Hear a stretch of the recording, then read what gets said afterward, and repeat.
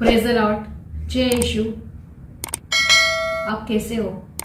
फिर से मुझे प्रभु ने जो दुष्टान बताने का, मीनिंग समझाने का, आपको मतलब समझाने का आज मौका दिया, तो हम लोग आगे बढ़ेंगे। उससे पहले हम लोग आंखें बंद करके प्रार्थना करेंगे, पवित्र आत्मा से भरेंगे, ताकि आपको पवित्र आत्मा से भर के और भी गहराई से वचन का जो विजडम नॉलेज है वो आपको पता चले। तो हम लोग आंखें बंद करेंगे सब इसी वक्त, खाली आप और प्रभु यीशु और कोई नहीं है।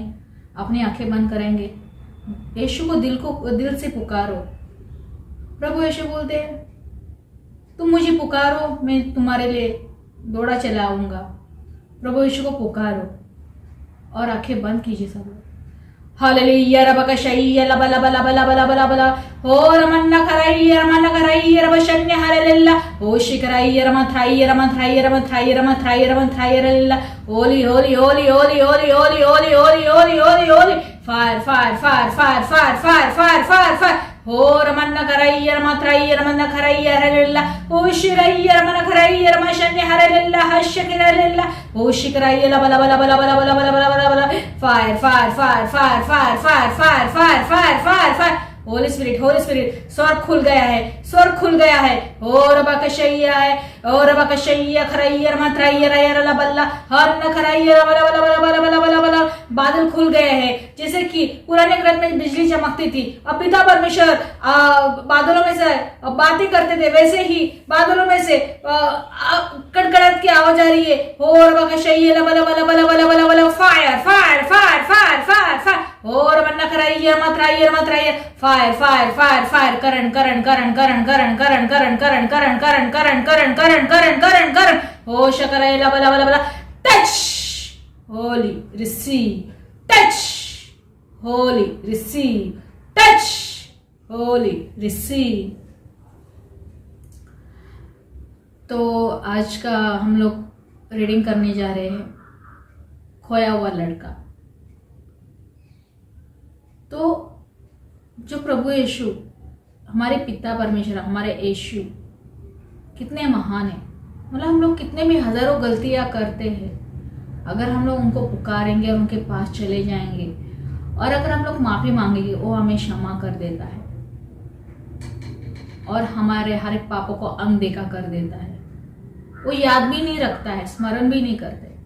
जैसा कि अगर आपके माँ बाप है, अगर आप माँ बाप को आप बताएंगे कि आपने क्या गलती किया है, तो आपके माँ बाप जीवन भर याद रखेंगे कि मेरा बेटा जब आप कुछ गलत चीजें करते तो वो जिंदगी में याद करेंगे और लास्ट एंडिंग तक आपको सुनाएंगे मरने तक कि तूने मेरे साथ ऐसा किया था, तूने मुझे छल किया, कपट किया, मेरे साथ ऐसा व्यवहार किया, तूने ऐसी बातें किया।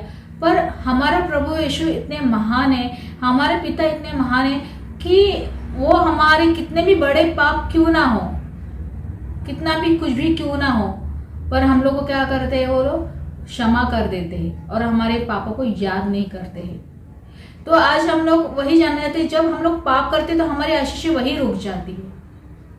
जैसा कि कोई लोग बोलते कि मैंने पाप किया, पर प्रभु यीशु क्या बोलते हैं, अगर तुम मेरे नाम से क्षमा मांगोगे तुम्हें क्षमा दी जाएगी।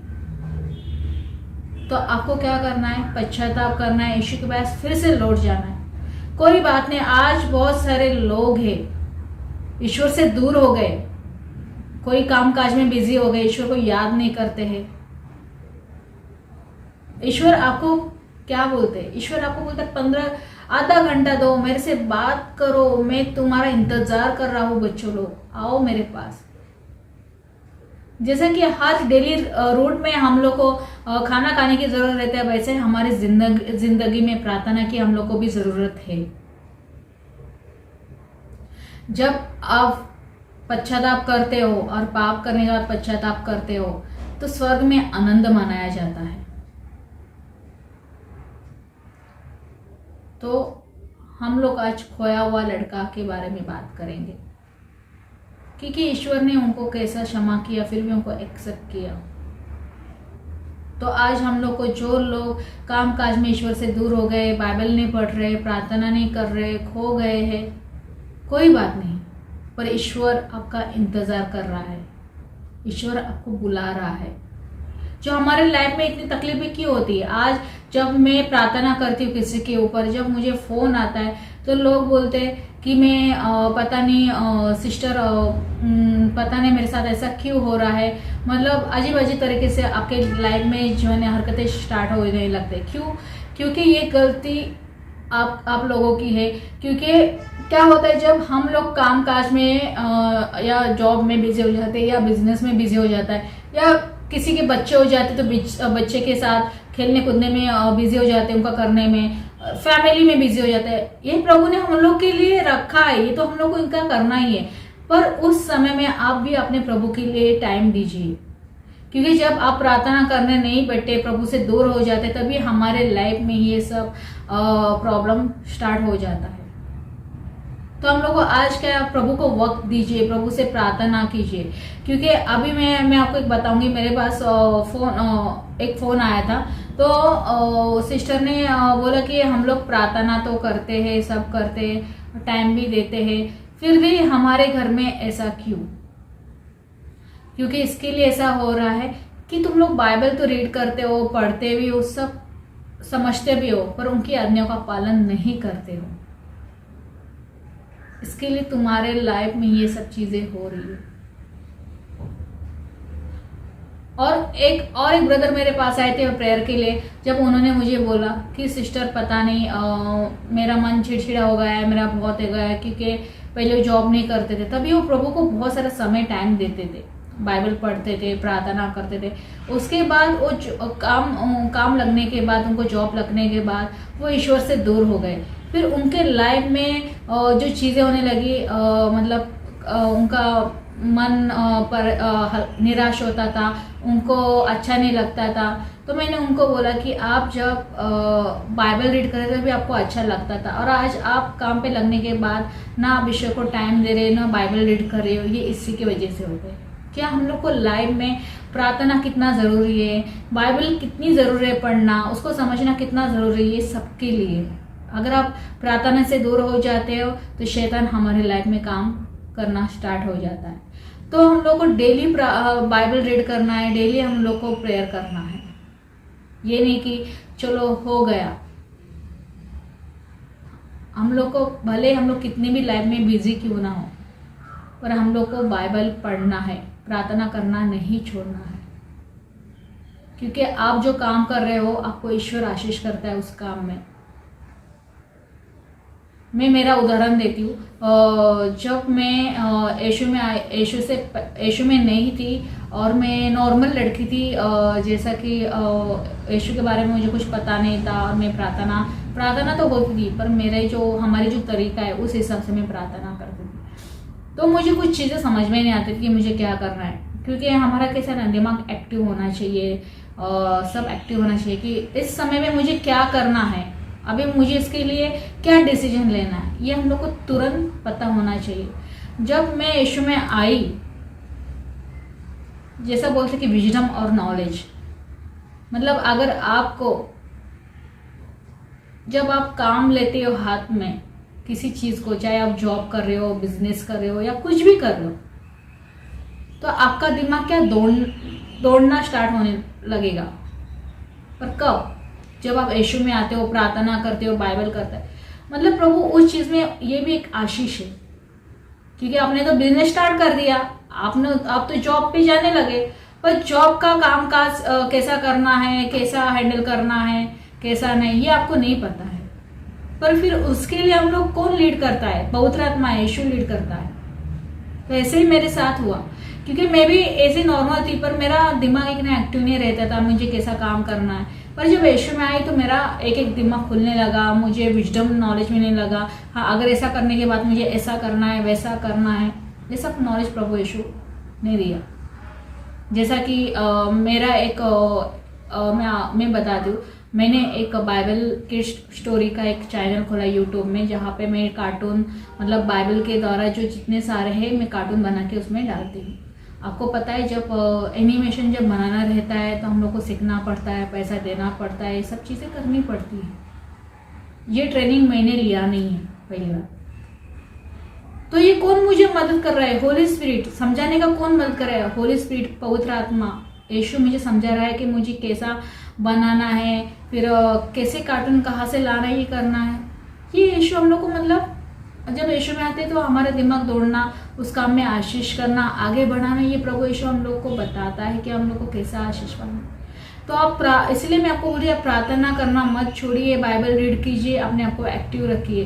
क्योंकि हमारा जो निराशा है कि हमारा बिजनेस नहीं चल रहा है, मुझे जॉब नहीं मिल रहा है, मुझे ये क्यों हो रहा है, तो वैसा तो नहीं। तो मैं पहले ऐसी नहीं थी कि मुझे समझ में नहीं आता था कि मुझे क्या करना है, पर जब से यीशु में आई हूँ तब से मैं एक्टिव होने लगी और बहुत सारी चीज़ों का मुझे नॉलेज, एक्सपीरियंस, मतलब जैसे आपने पुराने ग्रंथ में देखा, जब इब्राहिम जिस जगह पे जाता था वो देश प्रभु उसको आशीषित कर देता था।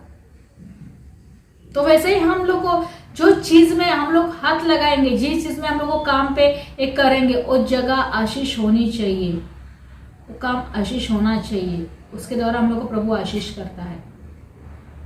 अगर किसी की सोच है कि अगर किसी को घमंड है कि नहीं मैं तो खुद करता, ईश्वर कोई भी नहीं है, ऐसा नहीं होता। ईश्वर के बिना आप कुछ भी नहीं कर सकते हो।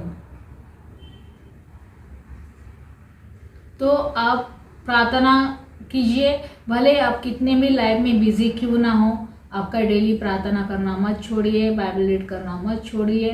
देखो प्रभु आपके कामकाज को भी आशीष करेगा। आप जो गधे की तरह काम करें बिना प्रार्थना के, बिना इसके, क्योंकि क्या होता है जब हम लोग प्रार्थना करते हैं तो हम लोग को उस चीज़ में आशीष नहीं मिलता है और हम लोग को समझ में भी नहीं आता है, कहीं ना कहीं हम लोग परेशानी झेलते हैं। तो हम लोग को क्या करना, हम लोग को प्रार्थना करनी है। आप जॉब करो, बिजनेस करो, आपकी फैमिली कितने भी लाइफ में आप परेशानी क्यों ना हो, पर आपको प्रार्थना करना छोड़ना नहीं, क्योंकि बाइबल का वचन बोलता है सुख हो या दुख हो सदा आनंदित रहो और प्रार्थना निरंतर प्रार्थना करते रहो।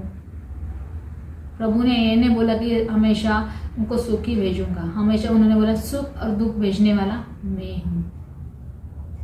तो हम लोग को उसके लिए सामर्थ्य मांगना है। जब आपके पास दुख आता है तो आप प्रभु यीशु को प्रार्थना कीजिए कि प्रभु मुझे उस सामर्थ्य दे, झेलने की ताकत दे, उस सिचुएशन से मुझे बाहर निकलने की ताकत दे कि मुझे क्या करना है। पर कभी भी गलत डिसीजन हम लोग को लेना नहीं है। निराशा में कोई निराशा में इतना डीपली घुस जाते कि सुसाइड करने का उनको मन करता है। तो मैं आपको यही आप गलत डिसीजन मत दो, ईश्वर पे पूरा सरेंडर करो, समर्पित करो, प्रार्थना में रहिए और बाइबल रीड करते रहिए। प्रार्थना ने मत छोड़ो, कितना भी कुछ भी हो जाए।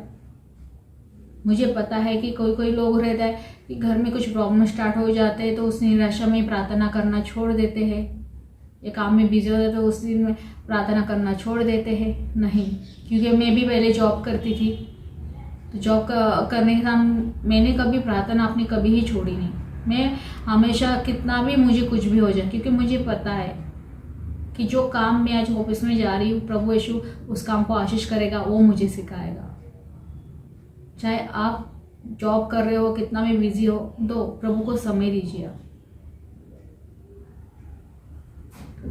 तो हम लोग आगे का बाइबल का वचन पढ़ते हैं, खोया हुआ लड़का पढ़ते हैं। संत लूकस का सुसमाचार वचन 15 वर्सेस 11 से लेके 32। खोया हुआ लड़का। ईसा ने कहा, किसी मनुष्य के 2 पुत्र थे। छोटे ने अपने पिता से कहा, पिताजी संपत्ति का जो भाग मेरा है मुझे दे दीजिए। और पिता ने उनमें अपनी संपत्ति बांट दी। थोड़े दिनों बाद छोटा बेटा अपनी समस्त संपत्ति एकत्र कर किसी दूर देश चला गया और वहां उसने भोग विलास में अपनी संपत्ति उड़ा दी। जब वो सब कुछ खर्चा कर चुका तो उस देश में भारी अकाल पड़ा और उसकी हालत तंग हो गई। इसलिए वो देश के निवासी का एक नौकर बन गया, जिसने उसे अपने खेतों में सुअर चरने भेजा, जो फलिया सुअर खाते थे। उन्हीं से वो अपना पेट भरना चाहता था, लेकिन कोई उसे उनमें से कुछ नहीं देता था। तब वो होश में आया और ये सोचता रहा, मेरे पिता के घर कितने ही मजदूर की जरूरत से ज्यादा रोटी मिलती है और मैं यहाँ भूखा मर रहा हूँ। मैं उठकर अपने पिता के पास जाऊंगा और उनसे कहूंगा, पिताजी मैंने स्वर्ग के विरुद्ध और आपके प्रति पाप किया है। मैं आपका पुत्र कहलाने योग्य नहीं रहा। मुझे अपने मजदूरों में से एक जैसा रख लीजिए। तब वो उठकर अपने पिता के घर की ओर चल पड़ा। वो दूर ही था कि उसके पिता ने उसे देख लिया और दया से द्रवित हो उठा। उसने दौड़कर उसे गले लगा लिया और उसका चुम्बन किया। तब पुत्र ने उससे कहा, पिताजी, मैंने स्वर्ग के विरुद्ध और आपके प्रति पाप किया है। मैं आपका पुत्र कहलाने के योग्य नहीं रहा। परंतु पिता ने अपने नौकरों से कहा, जल्दी अच्छे से अच्छे कपड़े लाकर इसको पहनाओ और इसकी उंगली में अंगूठी और इसके पैरों में जूते पहना दो। मोटा बछड़ा भी लाकर मारो, हम खाए और आनंद मनाएं, क्योंकि मेरा ये बेटा मर गया था और फिर जी गया है, ये खो गया था और फिर मिल गया है। और वे आनंद मनाने लगे। उसका जेठा लड़का खेत में था। जब वो लौटकर घर के निकट पहुंचा तो उसे गाने बजाने और नाचने की आवाज़ सुनाई पड़ी। उसने एक नौकर को बुलाया और इसके विषय में पूछा। इसने कहा, आपका भाई आया है और आपके पिता ने मोटा बछड़ा मारा है, क्योंकि उन्होंने उसे भला चंगा वापस पाया है। इस पर वो क्रुद्ध हो गया और उस घर के अंदर जाने नहीं चाहा। तब उसका पिता उसे मनाने के लिए बाहर आया, परंतु उसने अपने पिता को उत्तर दिया, देखिए, मैं इतने वर्षों से आपकी सेवा करता आया। मैंने कभी आपकी आज्ञा का उल्लंघन नहीं किया। फिर भी आपने कभी मुझे बकरी का बच्चा तक नहीं दिया, ताकि मैं अपने मित्रों के साथ आनंद बनाऊं। पर जैसा ही आपका ये बेटा आया, जिसने वेश्यों के पीछे आपकी संपत्ति उड़ा दी है, आपने उसके लिए मोटा बछड़ा मार डाला। इस पर पिता ने उससे कहा, बेटा, तुम तो सदा मेरे साथ रहते हो और जो कुछ मेरा है वो तुम्हारा है, परंतु आनंद मनाना, उल्लसित होना उचित ही था, क्योंकि तुम्हारा ये भाई मर गया था और फिर जी गया है, ये खो गया था और फिर मिल गया है। यह है प्रभु की वाणी। ईश्वर को धन्यवाद। तो हम लोग जानते हैं कि प्रभु उसके बारे में और हम लोग के बारे में क्या बात कर रहे हैं। आज प्रभु हम लोग को क्या बताना चाहता है, तो हम लोग आगे बढ़ते हैं। ऐसा ने कहा, किसी मनुष्य के 2 पुत्र थे। छोटे अपने पिता से कहा, पिताजी, संपत्ति का जो भाग मेरा है मुझे दे दीजिए। और पिता ने उनमें अपनी संपत्ति बांट दी। क्या था? पिता कौन थे? उनके 2 बच्चे थे। वैसे ही हम लोग ईश्वर के बच्चे हैं और पिता कौन है? हमारा प्रभु यीशु। तो पिता के कितने 2 बच्चे थे? 2 बच्चे थे, है ना। थोड़े ही दिनों बाद छोटा बेटा अपनी समस्त संपत्ति एकत्र कर किसी दूर देश चला गया और वहां उसने भोग विलास में अपनी संपत्ति उड़ा दी। जब वो सब कुछ खर्चा कर चुका तो उसे देश में भारी अकाल पड़ा और उसकी हालत तंग हो गई। ये लोग कौन है? जो अपने संपत्ति का भाग मांग लेते हैं। और क्या किया उस बेटे ने? वो दूसरे देश में चला गया मजा मारने के लिए। और जब उसकी तंगाई अकल पड़ा, उसके जब पैसा खर्चा कम हो गया या ख़त्म हो गए तो उसकी हालत एकदम बुरी हो गई। वैसे जो लोग आज ईश्वर में होने के बावजूद भी जो वापस लौट गए हैं और जो लोग ईश्वर को जानते ही नहीं है, जो पापी है, मतलब कोई ऐसे लोग हैं जो दो बच्चे, मतलब उसमें से जो छोटा बेटा है, जो लोग हैं ईश्वर को जानते अच्छी तरीके से, बाइबल पढ़ते, प्रार्थना करते हैं, हर तरीके की उनकी आज्ञा का पालन करते हैं, पर एक दिन ऐसा हो जाता है वो लोग ईश्वर से दूर हो जाते हैं और बाइबल के विरुद्ध पाप करना स्टार्ट कर देते, ईश्वर की बातें नहीं मानते। भले ही आपको बाइबल का वचन पता है, सब कुछ पता है, वो उसके विरुद्ध पाप करना स्टार्ट कर देते। वो तो बहुत सारे लोग हैं, यीशु में आते और यीशु उनको बहुत सारा आशीष कर देते, तो पैसों से, धन दौलत से, बहुत सारी चीज़ों से।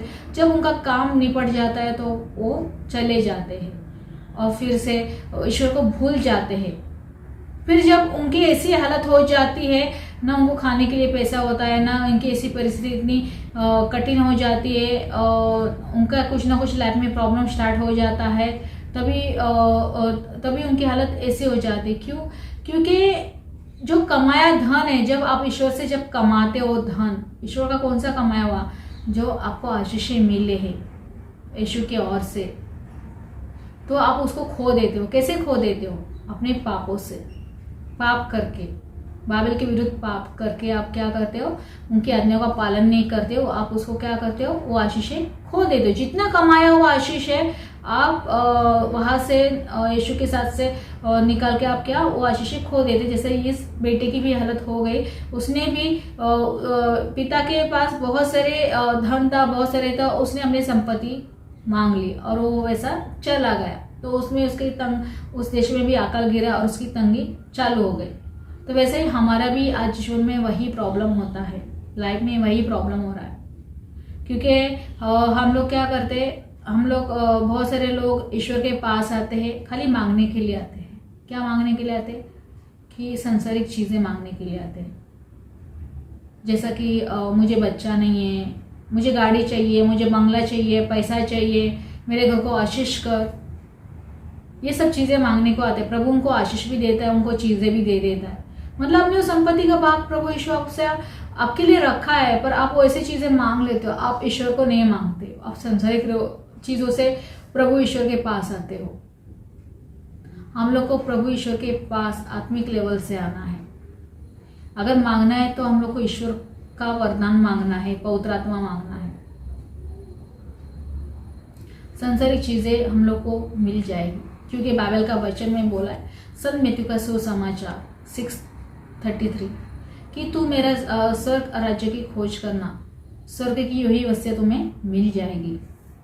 प्रभु यीशु हम लोग को देने के लिए रेडी है, पर उसके लिए हम लोग को ईश्वर का खोज करना है। कोई कोई गलत प्रचार करते हैं, कोई लोग, हाँ तुम लोग यीशु के पास आ जाइए, प्रभु आपको ऐसा आशीष करेगा। भाई हमारा ईश्वर चीजों का लालच नहीं देता है। ईश्वर एक ही बोलता है, सच्ची ईश्वर की खोज कीजिए। प्रभु ने आपको ये सब प्रभु आपको दे ही दे रहा है, पर हम लोग को असली में ईश्वर की खोज करना है। हम लोग को ईश्वर के पास आना है तो आत्मिक लेवल से आना है और यीशु को मांगना है। हम लोग को इन चीजों के वजह से यीशु के पास नहीं आना है। कोई लोग ऐसे बोलते हैं, हाँ मैंने मांगा मुझे तो मिल गया, ऐसी गवाही आती है। आपने चीजें मांगी, आपको मिल गई, आप उसी में खुश हो जाते हो। तो हम लोग को वैसा नहीं बनना है। हम लोग को यीशु को मांगना है, क्योंकि आपको यीशु ऐसा ही आशीष करेगा। हम लोग उसके राज्य की खोज करना है। यीशु क्या चाहता है, उसकी पसंद क्या है। ईश्वर हम लोग को मांगना है कि यीशु आज मुझे आपको देखना है, आप मुझे स्पर्श कीजिए। आप तो मेरी हालत जानते हैं, देखो आपके घर में कैसा आशीष आता है। क्योंकि आपका जो मांगने का तरीका है वो हम लोग गलत मांगते हैं, इसलिए ईश्वर हम लोग को छूता नहीं, स्पर्श नहीं होता है। अगर मांग भी लेते हो, अगर आपको चीज मिल भी जाती है, उतना आपको सुख मिल जाएगा, उसके बाद फिर से आपका प्रॉब्लम स्टार्ट होने लगता है।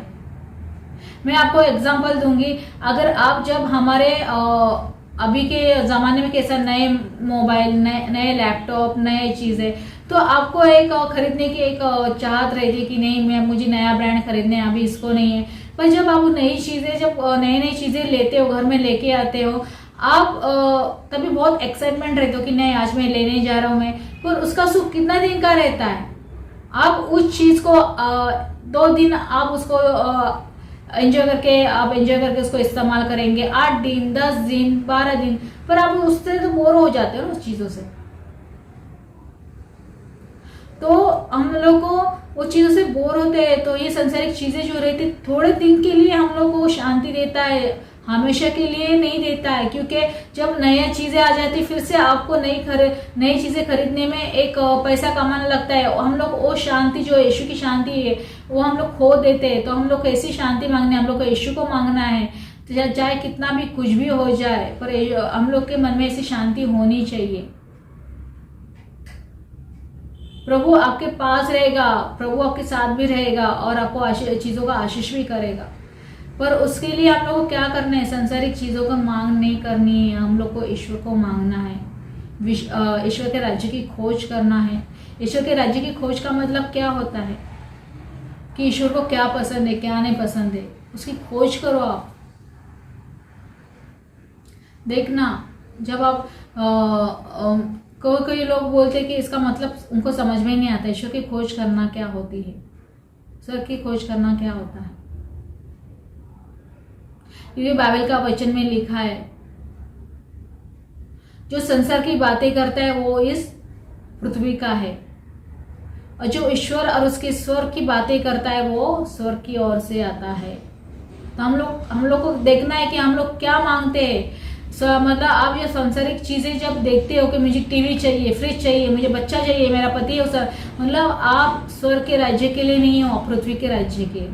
अगर आप ईश्वर की खोज में लगे रहते हो, ईश्वर को क्या पसंद है, जब आप बाइबल पढ़ते हो, उसकी खोज करना स्टार्ट करते हैं, कैसा होता है, क्या होता है, प्रार्थना करते हैं, मतलब आप ईश्वर की बातें जब मुंह में लाते हो तभी आप स्वर्ग के राज्य, जब आप स्वर्ग के रहते हैं। ईश्वर ये बाइबल के वचन में लिखा है। तो हम लोग को क्या करना है, ये सांसारिक चीज की जो चीजें हैं थोड़े दिन के लिए हम लोग को आनंद देता है, उसके बाद नहीं देता है। तो हम लोग को क्या करना है, ईश्वर की खोज करना है जो सच्चा परमेश्वर है। तो जैसा कि इस लड़के ने भी वही अपने हिस्सा संपत्ति का भाग लिया, वैसे हम लोग को नहीं करना है, हम लोग को नहीं मांगना है, हम लोग को ईश्वर के पास टिके रहना है, प्रार्थना करना है, सच्चे भगवान की तलाश करनी है, उसके पास आना है हम लोग को। प्रभु यीशु बाइबल के वचन में बोलते हैं, तुम मेरे निकट आओ, मैं तुम्हारे निकट आऊंगा। जब तुम ईश्वर के पास जाओगे तभी प्रभु यीशु को आप उनके स्वर्ग के और राज्य की धार्मिकता की खोज करोगे, तभी आपको समझ में आएगा कि ईश्वर है कौन। अगर आप जाओगे नहीं तब तक आप ढूंढने की कोशिश ही नहीं करोगे, जब तक आप समझने की कोशिश ही नहीं करोगे तब तक आपको कैसा पता चलेगा। आपको खुद को खोज करना है, किसी के कहने पे नहीं होना चाहिए कि यार ये brother, pastor, sister, brother, father इन्होंने बताया तभी मैं जाके करूंगा, ऐसा नहीं है। या आपके दिल में वो चाहत होनी चाहिए, आपको होना चाहिए। क्योंकि मैं जब यीशु में आई थी 2017 में, तो मुझे किसी ने फोर्स नहीं किया था, किसी ने मुझे बोला नहीं था कि जा तू उसको खोज कर, ये कर, ऐसा कर। मेरे अंदर से एक मतलब एक चाहत थी कि मैं ऐसा क्या है जो इसमें है, तो मैं खुद ईश्वर की खोज करने गई थी। क्योंकि मैंने आपको मेरी गवाही शेयर किया है, मेरी गवाही जरूर सुनना कि मैंने उसमें क्या बोला है। मुझे किसी ने फोर्स नहीं किया था, मैं खुद जानना चाहती थी कि ऐसा क्या है इसमें। तो वैसा आपके मन में आना चाहिए कि ऐसा क्या है, हमारे साथ ऐसा क्यों हो रहा है, किस चीज में हम लोग गलत है, कौन सा ईश्वर सच्चा है। तो हम लोग को ये खोज करना है। और कोई लोग आने के बाद भी फिर से घूम जाते हैं, चीजें मिलने के बाद भूल जाते हैं। ऐसा नहीं करना है। जैसा कि ये खोया लड़का, जो छोटा लड़का था, मिलने के बाद अपनी संपत्ति का भाग उसने ले लिया और उसने क्या किया, वो संपत्ति उड़ा दी। मतलब कैसा भोग विलास। वैसे हम लोग पाप करके हमारे आशीष हम लोग खो देते हैं, ईश्वर के आज्ञा का उल्लंघन कर देते हैं। जो प्रभु ने हम लोग को आशीष दी रहती वो सब खत्म हो जाती है। तो हम लोग क्या करते हैं, पश्चाताप करते हैं कि मैंने ऐसा क्यों किया। फिर हम लोग ढूंढने लगते हैं कि ऐसा क्या किया था मैंने जो ऐसा हुआ। और हम लोग किसको दोष लगाते, दूसरे को दोष लगाते। दूसरे को दोष नहीं लगाना है। हम लोग को ज्ञान दिया है प्रभु ने अच्छा बुरे का, तो आप सोचो कि आपको क्या करना है। ईश्वर तो आपको पहले से अगुवाई करता है, पर हम लोग सुनते नहीं उनका। तो आपको ईश्वर की बात सुनना है। तो हम लोग आगे बढ़ते हैं। जब वो सब कुछ खर्चा कर चुका तो उस देश में भारी अकाल पड़ा और उसकी हालत तंग हो गई। इसलिए वो उस देश के एक निवासी का नौकर बन गया, जिसने उसे अपने खेतों में सुअर चराने भेजा। जो फलियां सुअर खाते थे उन्हीं से वो अपना पेट भरना चाहता था, लेकिन कोई उसे उनमें से कुछ नहीं देता था। तब वो होश में आया और ये सोचता रहा, मेरे पिता के घर कितने ही मजदूर की ज़रूरत से ज़्यादा रोटी मिलती है और मैं यहाँ भूखा मर रहा हूँ। मैं उठकर अपने पिता के पास जाऊँगा और उनसे कहूँगा, पिताजी, मैंने स्वर्ग के विरुद्ध और आपके प्रति पाप किया है। मैं आपका पुत्र कहलाने के योग्य नहीं रहा। मुझे अपने मजदूरों में से एक जैसा रख लीजिए। तब वो उठकर अपने पिता के घर और चल पड़ा। ये लड़का कौन है? हम जैसे लोग जो पाप के कारण दूर हो गए हैं। जैसा मैंने आपको बोला कि जब हम लोग पाप करना स्टार्ट करते हैं, जो हमारे ऊपर अनुग्रह रहता है, जो आशीष रहता है, कि वो चला जाता है, पवित्र आत्मा चला जाता है। तो वैसे ही इस बेटे ने क्या किया, इसकी इतनी हालत तंग हो गई थी कि उसको खाना तक नहीं मिलता था। सुअर का आपने देखा है, सुअर कैसे रहते? सुअर का खाना खाना मतलब आपको पता है सुअर क्या खाता है, तो वैसा ही तो वो सुअर जो खाना खाते थे उसमें से भी उसको नहीं मिलता था, मतलब उसकी हालत इतनी बेकार हो गई थी। वैसे ही जब हम लोग पाप स्टार्ट करते हैं, मैं आपको उदाहरण दूंगी एक कि कोई ऐसा आदमी है जो यीशु में बहुत विश्वास करता है, ईश्वर में बहुत विश्वास करता है। पहले तो बहुत सारी प्रार्थना करता था, बाइबल पढ़ता था, ईश्वर पे हर एक विश्वास करता था, उसके हिसाब से चलता था। कुछ दिन के बाद जब ईश्वर की प्रार्थना करता है, प्रभु ने उसको बहुत सारा आशीष कर दिया। आशीष करने के बाद वो क्या करता है, बहुत सारा उसने धन कमा लिया, बहुत सारी चीज़ उसने कमा ली। फिर उसके बाद पता नहीं कि वो क्या करता है, ईश्वर को भूल जाता है। तो उसके लाइफ में प्रॉब्लम स्टार्ट होना शुरू हो जाती है। उसको खुद को पता नहीं रहता है कि मेरे साथ ऐसा क्या हो रहा है। फिर उसके घर में बीमारी आ जाती है, तो उसके फाइनेंस में प्रॉब्लम आ जाते हैं, उसके घर में झगड़ा स्टार्ट हो जाता है, बहुत सारी चीज़ें स्टार्ट हो जाती है। यहाँ तक उनको नसीब भी नहीं रहता खाने की 2 वक्त की रोटी खाने को, कैसा कैसा वो घर चलाते। तो ये वो लड़का है जिसके साथ भी वैसे ही हुआ, उसने अपने पिता की बात नहीं मानी। वैसे हम लोग जब ईश्वर की बातें नहीं मानते, उनसे दूर हो जाते हो और बहुत सारी चीज़ें उनके वचनों का आज्ञा का पालन नहीं करते हैं, तो ये सब चीज़ें हमारे लाइफ में आता है। क्योंकि बाइबल के वचन में साफ साफ लिखा है कि पिता परमेश्वर बोलते हैं, अगर तुम मेरे कहने पे मतलब तुम मेरे आज्ञा का पालन करोगे तो मैं तुम्हें ऐसा देश दूंगा जो दूध और मधु की नदियाँ बहते हुए इस देश का मैं तुम्हें वो देश तुम्हें देने जा रहा हूँ। अगर तुम मेरी बात नहीं मानोगे तो क्या हो जाएगा, तुम्हारे घर में बीमारी विपत्ति ढाऊंगा। तो हम लोग को ईश्वर की बात माननी है, क्योंकि ईश्वर उसी से प्यार करता है, उसी को पुत्र कहलाने की योग्य समझता है। जैसे कि आपने नया ग्रंथ में पढ़ा है कि जो मेरे आज्ञा का पालन करेगा, जो मेरा वचन सुनता है और उसको ग्रहण उसके ऊपर चलता है, वही उनका शिष्य है, वही उनका पुत्र है। अगर आप बाइबल रीड कर रहे हो, बाइबल तो रीड कर रहे हो, पढ़ रहे हो, सब कर रहे हो, पर आप उस पर ध्यान ही नहीं दे रहे हो, खाली पढ़ने के लिए खाली पढ़ रहे हो, रीड कर रहे हो, सब कुछ कर रहे हो, पर उस पर चल रहे नहीं रहे, तो आप उनके शिष्य नहीं हो सकते हो। आप कहने के लिए खाली लोगों के सामने बोलते हैं हाँ मैं तो करता हूँ, कर तो कुछ भी नहीं रहे हो। तो हम लोग को उनके आज्ञा का पालन करना है, उनके कहना मानना है। अगर आप भी कर अपने मम्मी पापा की बात नहीं मानोगे तो आपके मम्मी पापा आपकी भी बात नहीं सुनेगा। तो हम लोग को क्या करना है, ईश्वर की बातें मानना है, उनका कहना मानना है, पाप नहीं करना है, छोड़ देना है हम लोग को। अगर पाप किया तो पश्चाताप कीजिए, जैसा कि इस बेटे ने भी आगे पश्चाताप किया। उसको भी लगा अरे मेरे पिता के घर में तो बहुत सारी संपत्ति, तो मैं यहाँ पे क्या कर रहा हूँ, बहुत सारे नौकर चाकर है, वो तो इतने सारे लोगों को रोटी खिलाते, मुझे क्यों नहीं खिलाएंगे। तो उसको पश्चाताप हुआ। उसी तरह हम लोग को पश्चाताप होना चाहिए। अरे मैं क्या कर रहा हूँ, मैं कहीं ईश्वर को भूल तो नहीं गया हूँ कामकाज में, कहीं मैं गलत काम तो नहीं कर रहा हूँ, मैं कहीं पाप तो नहीं कर रहा हूँ। ये हम लोग को पश्चाताप होना चाहिए। जैसा कि ये फिर से उसको सोच आई और वो फिर से अपने पिता के पास लौट गया, वैसे हम लोग को ईश्वर के पास लौट जाना है पश्चाताप करके। पर उसके लिए हम लोग को फीलिंग होना ज़रूरी है। जो लोग आज ईश्वर से बहुत दूर हो गए हैं, उनको जो घर में आपके आज लाइफ में प्रॉब्लम हो रहा है, इसके वजह से प्रॉब्लम हो रहा है क्योंकि आप ईश्वर से दूर हो गए, आप प्रार्थना नहीं कर रहे हो, उनकी आज्ञा का पालन नहीं कर रहे हो। जैसे इस लड़के को पश्चाताप हुआ और अपने पिता के पास वो क्या गया, लौट गया, क्योंकि हमारे ईश्वर के बहुत सारी धन संपत्ति, स्वर्ग का खजाना बोलते हैं उसको। ईश्वर को नामुमकिन कुछ भी नहीं है। आप ऐसा प्रार्थना कीजिए, यीशु आपकी प्रार्थना सुनेगा और आपको चीज़ दे देगा।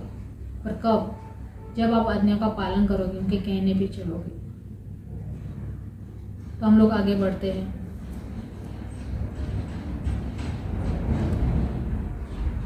पिताजी, मैंने स्वर्ग के विरुद्ध और आपके प्रति पाप किया है, मैं आपका पुत्र कहलाने योग्य नहीं रहा, मुझे अपने मजदूरों में से एक जैसा रख लीजिए। तब वो उठकर अपने पिता के घर की ओर चल पड़ा।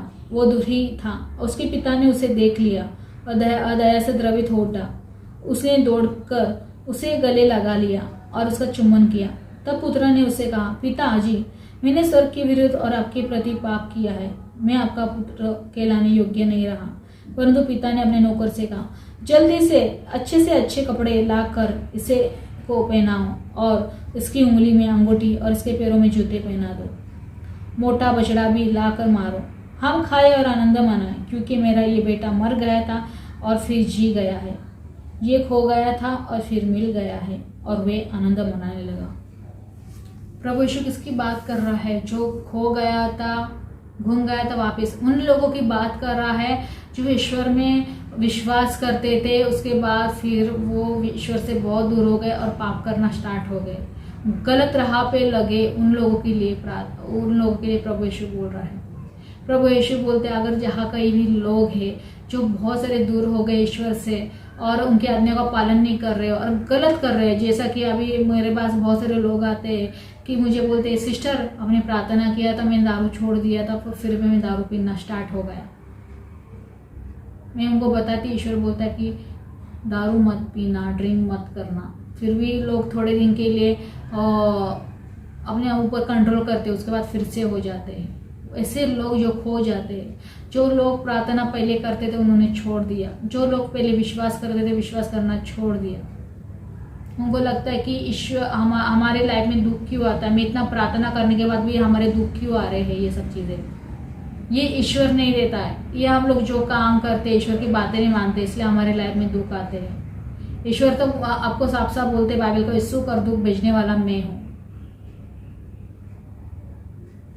तो आपको ये जानना है, आपको माफी मांगना है, पश्चाताप करना है। हमारे ईश्वर बहुत दयावान है, जैसा कि इस पिता को दूर से जब उसको पश्चाताप हुआ और उसने क्या बोला कि मैं आपके बेटा कहलाने के लिए योग्य नहीं हूं, और उसको शर्म आती थी। वो सर के ऊपर आंखें उठाकर बात करने को उनको, क्यों उसको शर्म आती थी कि मैंने पाप किया है। फिर भी हमारा पिता कैसा है? दयावान है। उसको दया आई और उसने गले लगाया। उसने ये नहीं सोचा कि वो कैसा है, क्योंकि उसके बॉडी से बहुत सारी बदबू आती होगी, बहुत सारे गंदे कपड़े थे, जूते थे, पूरी सर से लेके पाँव तक पूरा गंदा था। वैसे ही हम लोग जब पाप करते हैं, सर से लेके पाँव तक पूरे हम लोग पाप से भरे हुए रहते हैं। फिर भी ईश्वर हम लोग को उसे एक्सेप्ट करता है, क्योंकि उसको दया आती है कि मेरा बेटा कहीं नरक की आग में ना जले। तो हम लोग को पिता वैसे ही एक्सेप्ट करता है, जैसा बाइबल के वचन बोलते हैं, जैसा है वैसा ही मैं तुझे, प्रभु हम लोग को बुलाता है। यीशु का ये टर्म कंडीशन नहीं है कि आप ऐसा ही हो जाओ तभी मैं तुझे बुलाऊंगा। यीशु हर किसी का दिल की बातें, दिल का दरवाजा खटखटाता है और जो खोलता है वो प्रभु यीशु उसको बुलाता है। उनका मन देखता है, उनको प्रभु यीशु देखता है। ऐसा नहीं कि किसी का चेहरा, कपड़े, ये सब देख के प्रभु नहीं बुलाता है। अगर आप ईश्वर के लिए अपना दिल का दरवाजा खोलोगे तो ईश्वर आपके अंदर आएगा। और आप कितना भी बड़े पाप क्यों ना हो, जैसा कि ये बेटा बहुत गंदा था पूरे सर से लेके पाँव तक, फिर भी उसका पिता इतना खुश हो गया कि अरे वाह मेरे बेटे की आँख खुल गई है, मेरा बेटा वापस आ गया, कितना खुश हो गया था वो। वैसे ईश्वर हमारा प्रभु यीशु, अगर आप जो खो गए, जो ईश्वर से दूर हो गए और जो नहीं जानते, लोगों को लगता है कि क्योंकि मैं जब हिंदू थी तो मेरे एक ही सवाल थे, जब पाप तो करते पर उसको मिटाने के लिए क्या है, ऑप्शन तो होना चाहिए। हर एक ताले की चाबी रहती है, तो ताला खोलने के लिए चाबी बनाई गई है, तो हमारे पाप के लिए तो कुछ तो होगा, क्योंकि हर किसी के मन में डर लगता है मैंने पाप किया, पर उसके पाप के लिए कुछ ना कुछ होगा ना, चाबी तो होगी। तो वही पाप यीशु बोलता है कि मेरे नाम से तुम पश्चाताप करो, मैं तुम्हें क्षमा करूंगा, तुम मेरे पास हो, तुम कैसे भी क्यों ना हो, कितने बड़े पापी क्यों ना हो। बोलते प्रभु यीशु बोलते, बच्चों तुम मेरे पास आओ, मैं तुम्हें माफी क्षमा कर दूंगा, तुम्हारे पाप कभी याद भी नहीं रखूंगा। उल्टा यीशु खुश हो जाएंगे जब आप लौट के आओगे यीशु के पास। देखो ईश्वर आपको कितना प्यार करेगा, क्योंकि इसके पिता ने भी बहुत अपने बेटे को देखा, दूर से ही देखा, और खुद वो वो दौड़कर अपने बेटे के पास आया। वैसा ही ईश्वर हमारे पास, जब हम लोग पुकारते हैं, ईश्वर यीशु हमारे पास दौड़ के चला आता है और हमें गले लगाता है। अरे मेरे बेटे को महसूस हुआ। तो आप कितने बड़े पापी क्यों ना हो, आप पाप से कितने भी भरे क्यों ना हो, सर से लेके पाँव तक कितना ही मलिन गंदगी क्यों ना हमारे अंदर है, अगर आपको ऐसा लग रहा है कि मैंने गलत किया और आपको पश्चाताप हो रहा है, तो ईश्वर आपको क्षमा करेगा। आप ये मत सोचिए कि अगर मैंने पाप किया, कौन मेरा पाप क्षमा करेगा, कौन मुझे आज़ाद दिलाएगा। जब आप पश्चाताप करते हो, किसी पाप के लिए कन्फेशन करते हो, आप देखना कभी भी आपके अंदर का पूरा निकल जाता है और अपने आप को फ्री समझते हो, अंदर की आपकी आत्मा एकदम फ्री हो जाती है। मतलब आप आँख उठा के सबके साथ बात कर सकते हो। जब आप पाप में डूबे रहते हो, कहीं ना कहीं आपके अंदर एक शर्म छुपी रहती है, आप किसी के आके मिलाने के लिए आपकी हिम्मत नहीं होती है। तभी तो आप क्या करते हो, आप उनके सामने नहीं जाते हो। पर जिस दिन आपको पश्चाताप हो रहा है, जिस दिन आप पश्चाताप का कन्फेशन करते हो, तो आपका माइंड भी फ्री हो जाता है, आपका सोच भी फ्री हो जाता है। तो हम लोग को क्या करना है, हम लोग को पश्चाताप करना है। जैसा कि इस लड़के ने पश्चाताप किया, उसको महसूस हुआ और उसका पिता दूर से ही देखिए खुश हो गया और उन्होंने क्या किया, मोटा बछड़ा मारा। तो ईश्वर भी जब एक भी आत्मा बच जाती है, तो एक मोटा बछड़ा मतलब हमारे लिए स्वर्ग में आनंद मनाया जाता है। तो हम लोग को उसके लिए क्या करना है, पश्चाताप करना है और दूसरों को भी माफ करना है। तो हम लोग आगे बढ़ते हैं।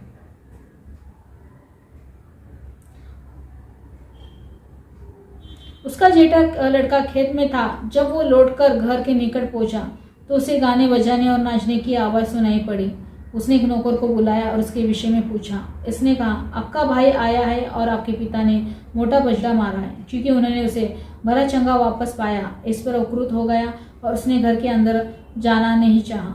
तब उसका पिता उसे मनाने के लिए बाहर आया, परंतु उसने अपने पिता को उत्तर दिया, देखिए मैं इतना बरसों से आपकी सेवा करता आया हूँ, मैंने कभी आज्ञा का उल्लंघन नहीं किया, फिर भी आपने कभी मुझे बकरी का बच्चा तक नहीं दिया ताकि मैं अपने मित्रों के साथ आनंद मनाऊं।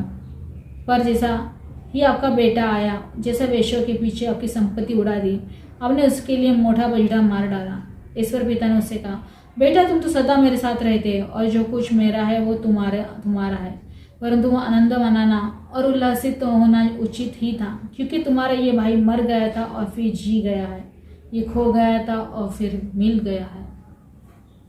प्रभु यीशु उन लोगों की बात करता है जो ईश्वर में है, आज भी वो स्ट्रॉन्ग है प्रार्थना में, आज वो लोग भी आज्ञा का पालन करते, उनके हिसाब से चलते हैं। तो वैसे उनका एक बेटा था, तो वो हमेशा अपनी आज्ञा का पालन करता था, पिता जो बोलते थे वैसा काम करता था, कभी उनकी आज्ञा को उल्लंघन नहीं किया, तो गुस्सा हो जाता है। वैसे ही जो मैंने पहले एक बेटा बोला था, जो ईश्वर में विश्वास करता था, जो पाप करना ईश्वर के विरुद्ध पाप किया, तो पहला बेटा ये था जो ऑलरेडी ईश्वर में है, सब बातें मानता है, उनकी आज्ञा का पालन करता है, सब कुछ करता है। तो बेटा क्या होता है, गुस्सा हो जाता है। पर ईश्वर क्या बोलता है, अरे ये जो भी वो बोलते मैंने तो, वो बेटा बोलते कि पिता मैंने तो आपके हर एक आज्ञा का पालन किया, आपके कहने पे सब चला, सब किया, पर इतना खुश है आपको नहीं हुई जब मैं इतना करने के बावजूद भी उनकी खुशी में आपने तो मोटा बछड़ा मारा और मुझे कुछ भी नहीं मिला, आपने तो मेरे नाम पे तो कुछ भी नहीं किया। और प्रभु यीशु क्या बोलते हैं, मेरा जो स्वर्ग का खजाना है वो तेरे लिए रखा है।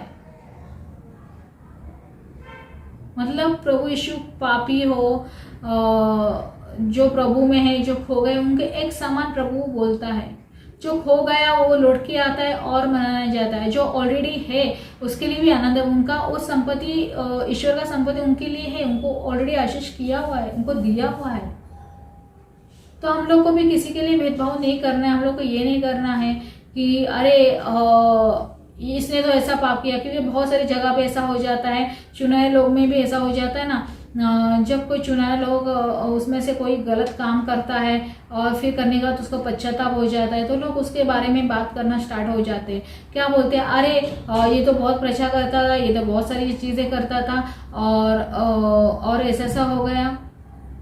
तो और ऐसे बातें बनाने चालू कर जाते, उसको गलत सलत बोल देते, पर उसको पश्चाताप होता है। और जब प्रभु के पास लौट आता है तो प्रभु और आनंद मनाता है, क्योंकि जो खो गया था वो आ गया है। पर जो ऑलरेडी ईश्वर में है, जो आज्ञा का पालन करता है, वो भी धन संपत्ति का हिस्सा है, मतलब उनके ईश्वर का वारिस है। मतलब प्रभु ने इन दोनों में कोई भेदभाव नहीं है, क्योंकि हम लोग कौन है, सब लोग ईश्वर के बच्चे हैं। तो ईश्वर उसके बड़े बेटे को यही बोलता है कि सदा तुम मेरे साथ रहते हो। मतलब आप किसके साथ रहते हो, सदा आप ईश्वर के साथ रहते हो। और जो कुछ मेरा है वो तुम्हारा है, परंतु आनंद मनाना, उल्लसित होना उचित ही था, जो तुम्हारा ये भाई मर गया था और फिर जी गया। जैसा कि हमारे साथ जो साथीदार रहते हैं, हमारे साथ जो काम करते जो करते, वो कहीं ना कहीं पाप में डूबे रहते हैं, या कोई व्यक्ति है जो पाप के कारण चला जाता है, तो हम लोग को ये नहीं बोलना अरे तूने तो ऐसा किया था, हाँ तू तो बहुत एक बोलता था, ऐसा करता था, ऐसा होता है ना। तो हम लोग को, क्योंकि प्रभु यीशु उनको भी माफ करता है, उल्टा वो लोग उनको आनंद बनाता है। हम लोग को भी उनको एक्सेप्ट करना है उन लोगों को, अगर उनको पश्चाताप होता है कि हाँ मैंने पाप किया। पर कब, जब उन लोगों को पश्चाताप होता है तब। ऐसा नहीं होना चाहिए कि उसने पाप किया और उसको कुछ फीलिंग है ही नहीं, और वैसे ही वो फिर से पाप वैसे का वैसे ही करता है और कुछ बदलाव नहीं है, तो इससे कुछ मतलब है नहीं। जो ईश्वर की ओर से आज्ञा का पालन ऑलरेडी कर रहे हैं, ईश्वर का सुसमाचार सुनाया काम कर रहे हैं, और जो लोग हैं पाप करना छोड़ दिया है, वो तो उनका ईश्वर उनके साथ रहता ही है। वो जो खो जाता है ईश्वर उनको भी एक्सेप्ट करता है। तो हम लोग को क्या करना है, इसमें भेदभाव नहीं करना है या अपने आप को प्रूफ नहीं करना है कि मैं ईश्वर से ज्यादा करीबी। ईश्वर सबसे प्यार करते हैं, ईश्वर के करीब सब लोग हैं। तो हम लोग को उनको भी क्षमा करना है जो पाप करते हैं, क्योंकि ईश्वर इसमें भेदभाव नहीं मानता है। जैसा कि मैं और एक आपको वचन बताऊंगी, खोया हुआ सिक्का, संत लूकास का सुसमाचार वचन 15 8 से लेके 10 तक पढ़ती हूँ। खोया हुआ सिक्का। अथवा कौन सी ऐसी स्त्री होगी जिसके पास 10 सिक्के हो और उनमें से एक भी खो जाए, तो बत्ती जलाकर और घर बुहार कर सावधानी से तब तक ना खुशी रहे जब तक वो उसे नहीं पाए। पाने पर वो अपनी सखियों पड़ोसियों को बुलाकर कहती है, मेरे साथ आनंद मनाओ, क्योंकि मैंने जो सिक्का खोया था उसे पा लिया। मैं तुमसे कहता हूँ, इसी प्रकार ईश्वर के दूत एक पश्चातापी पापी के लिए आनंद मनाते हैं। क्या हुआ खोया सिक्का का? जैसे एक पश्चातापी पापी जब एक पाप करता है, जब पश्चाताप करता है, तो स्वर्ग के राज्य में उसी के लिए भी आनंद मनाया जाता है। तो हम लोगों को क्या करना है? पश्चाताप करना है। ईश्वर आपको क्षमा करेगा। ईश्वर आपको डरना नहीं है। इसका मतलब ये नहीं कि आपको जानबूझ के पाप करना है बार बार। अगर आप प्रभु आपको अगुवाई कर रहा है और आपको किसी के द्वारा बात कर रहा है पाप मत करना, या किसी के द्वारा आपको प्रभु यीशु आपसे अगर बातें करता है, प्रभु आपको खुद बता रहा है कि पाप मत करना, ये गलत है बेटा, फिर भी हम लोग पाप किया, तो इसके लिए हम लोग कुछ नहीं कर सकते। हाँ, अगर आपको अनजाने में पाप हो रहा है और आप खो गए हो या कुछ ऐसा हो गया है, तो प्रभु अगर पश्चाताप करोगे, प्रभु यीशु क्या उस पापी को क्षमा करेगा।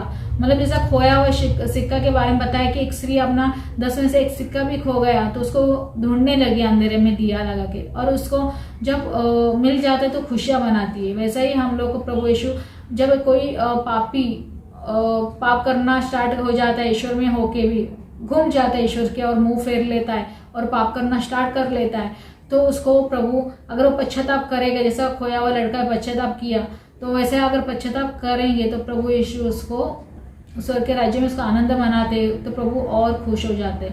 तो हम लोग को क्या करना है? हम लोग को पापों को हम लोग को पश्चाताप करना है। तो हम लोग आगे फिर से पढ़ते हैं। यही था वचन। तो अगर ऐसे आप में से कोई लोग हैं तो आपको पश्चाताप करना है, क्षमा करना है और ईश्वर को सरेंडर करना है। कोई बात नहीं है, अगर आपने कितना भी गहरे पाप क्यों ना हो, ईश्वर आपको क्षमा कर देगा। और ये मत सोचो अभी मैंने तो ऐसा पाप किया, अभी मुझे कौन माफ करेगा। ईश्वर आपको माफ करेगा। आंखें बंद, सबको पहुंच से भरना है ताकि हम लोग पश्चाताप करें, ईश्वर आपसे बातें करें कि ईश्वर आपको बताएगा कि मैंने क्या पाप किया है, आपको याद दिलाएगा। आंखें बंद सबकी। हालेलुया रबा शैया लबला बला बला बला बला हो रमन्ना कराई रमनंद्र शन्य हरेलेला। Holy holy holy holy fire fire fire fire fire fire fire fire fire. 7 सालों से जिसके ऊपर दुष्ट आत्मा है, प्रभु यीशु उसको उस दुष्ट आत्मा से आजाद कर रहा है, आजाद कर रहा है। हो रबा शैया बला बला बला बला बला बला बला बला बला बला बला fire fire fire fire fire fire fire. ओश कराई रमत्राई रमत्राई रमत्राई रमत्राई रेला। हो रबा कहिया रमत्राई रमत्राई रेला। हो रबा शैया बला बला बला बला। जो गर्भवती है उसको डॉक्टर ने बोला है तेरा बच्चा ऐसा है, पर प्रभु उसको छू रहा है, उसका बच्चे को पेट में उसके पेट में पर्च कर रहा है, पर्च कर रहा है। हो रबा शैया बला बला बला बला बला बला बला बला बला बला बला फायर फायर फायर। वो बच्चा बिल्कुल स्वस्थ है, नॉर्मल पैदा होगा। हो रबा का शैया बला बला बला बला बला बला। हो शनाराई रकराई रलेला। हो रबा का शैया बला बला बला बला। जिसके गर्दन में बहुत सारे दर्द है, प्रभु यीशु उसको पर्च कर रहा है, पर्च कर रहा है, पर्च कर रहा है, पर्च कर रहा है। हो रबा शैया बला बला बला बला बला fire fire fire fire fire. Holy holy holy holy holy holy. प्रभु यीशु किसी को चंगाई का वरदान दे रहा है, चंगाई का वरदान दे रहा है। हो रबा का शैया बला बला बला बला बला fire fire fire fire fire fire fire fire. हो रबा का बला बला touch. Holy receive touch. Holy receive touch. Holy receive. तो ये था आज का वचन।